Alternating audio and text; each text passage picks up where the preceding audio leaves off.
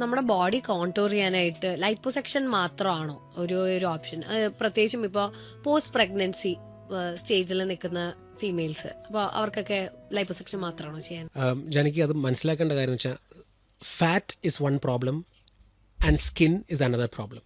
അപ്പോൾ പ്രഗ്നൻസി കഴിഞ്ഞിട്ടുള്ള ഒരു ലേഡിക്ക് ഫാറ്റും ഉണ്ടാവും, അവർക്ക് സ്കിൻ സാഗ് ചെയ്തിട്ടും ഉണ്ടാവും. എപ്പോഴും പറയുന്ന പോലെ തന്നെ for the right person the right procedure. It is very important the person the client has a very strict diet and a very strict workout routine. That's why I told you, and എല്ലാ ക്ലയൻസും I make sure that they go to the gym after surgery. Even if they are not going before, I make sure that because it is my results. ഒരു skin zag ചെയ്തിട്ടുള്ളൊരു ലേഡിക്ക് നമ്മൾ liposuction കൊടുത്തു കഴിഞ്ഞാൽ ആ skin അവിടെ തന്നെ കിടക്കും. Workout ചെയ്യാം, ജിമ്മിൽ പോവാം, ഒക്കെ ചെയ്യാൻ പോകുന്നത് ഫാറ്റ് കുറയാൻ പോകും. You are going to get in better shape. But ഈ സ്കിന്നിന് മുമ്പിൽ സാഗ് ചെയ്തിട്ടുള്ളത് പലർക്കും പലതുപോലെ ആയിരിക്കും.